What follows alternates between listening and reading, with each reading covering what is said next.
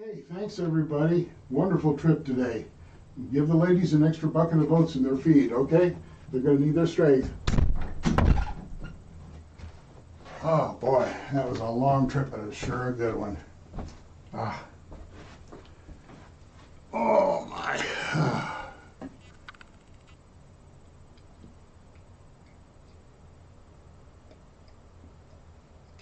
Love that hot cocoa. Oh, hi. Didn't expect you. Let me get these glasses off. My good friend Ben Franklin made those for me. Oh my, I just finished it.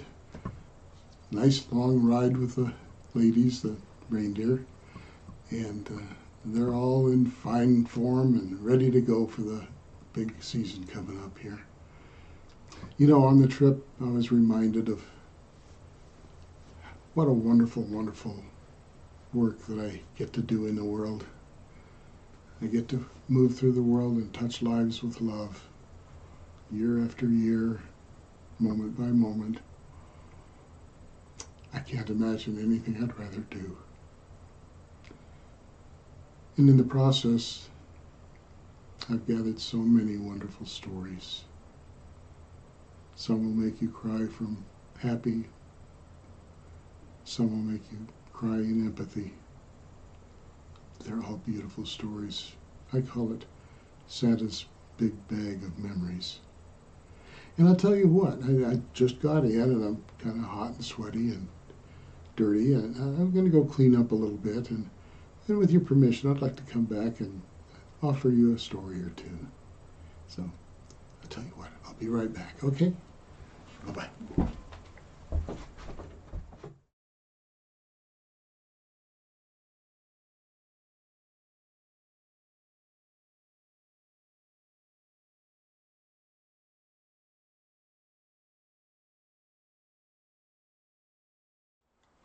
Oh, that was refreshing. Mm. Ah, no, I absolutely love old people. I've loved old people since I was 10 years old. I've loved talking with them, and I love listening to them as they tell their stories from their youth. They often reveal a world that no longer exists, except in their fading memories.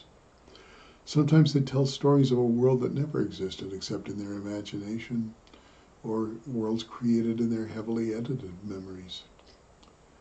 I spent many hours, many days over the years, many weeks listening to the older generation's stories. Now that I'm becoming an old person, and it's becoming more difficult to find folks older than myself, I've grown to appreciate them and their stories even more. The very first year that I was a professional Santa, I was stationed in a local mall. That was over 40 years ago. My changing room was a janitor's broom closet, and my pay was barely over minimum wage, but the experience made it well worth it. There were 3 high points that season.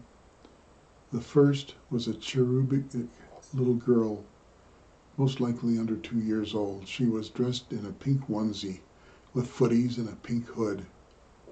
She was the epitome of excitement as she approached Santaland with its fake snow and foot-tall white picket fence lining its perimeter. She obviously couldn't wait to see Santa. The moment she crossed the border between the mall and Santaland, however, fear overtook her excitement. She could not come another step forward. Instead, she made a little X with her body, arms extended towards the sky, legs spread apart. Then she just stood there and hopped up and down, hooting with joy. Kim and I had just started seeing each other seriously.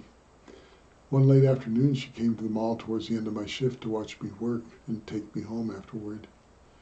Sitting on a bench off to one side of Santa's realm, she had a perfect view of a veritable cornucopia of beautiful young women descending on the Santa set.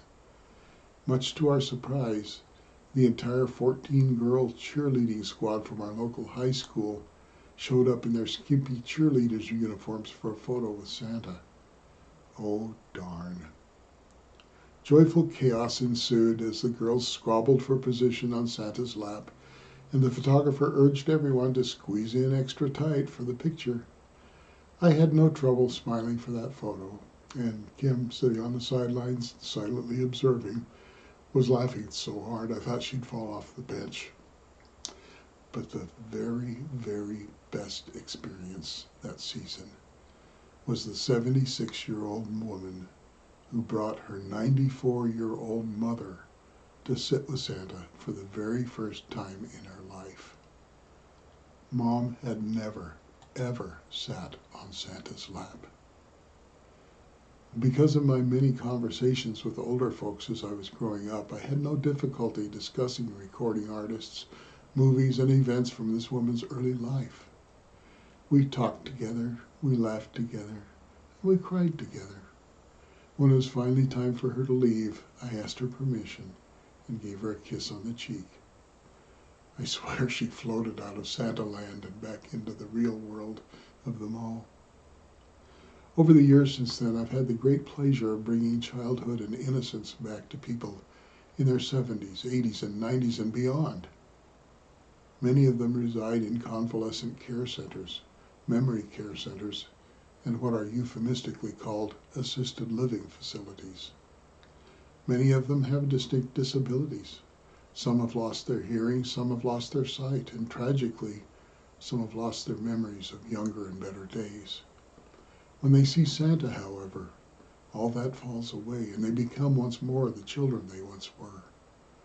The old ladies fawn over Santa, and I've had old men break into tears from the memories that come floating up out of the murky swamp of their past as we sit and talk.